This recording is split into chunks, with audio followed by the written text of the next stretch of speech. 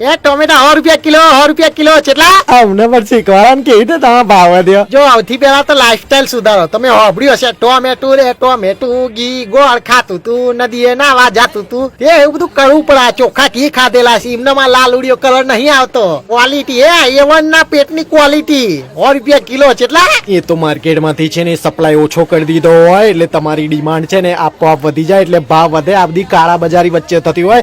એ ડુંગળી એ તમને આમાં ખબર ના પડે, મારો ભાવ વધ્યો તો મને ખબર જ છે. વ્યવસ્થિત વાત કરજો ને કે એક જ મુઠ્ઠી ભેગી ખોલ દે. હા તાર જેવડો છું મને તાર જોડે સામેલ ના કરીશ. હું અલગ છું. ઓકે તને તો કાપીએ ને તો માણસ રોઈ જાય, તે તો દુઃખ જ આલ્યા છે. મને જો બધે ચાલુ શાકમાં દાળમાં આપડે તો હરખ ના તેરા જ આલ્યા છે. તું એકલો નથી, અમની પણ બધા ખોય જ છે. આ બટેકા તાર તો વચમાં બોલાય જ નહીં. તું મારા વગર અધૂરો જ છે. તારી પેલી ફ્રેન્ચ ફ્રાઈસ જાય છે એમાં આપણો ટોમેટો કેચઅપ વગર તારું તો કામ બરબાદ જ છે.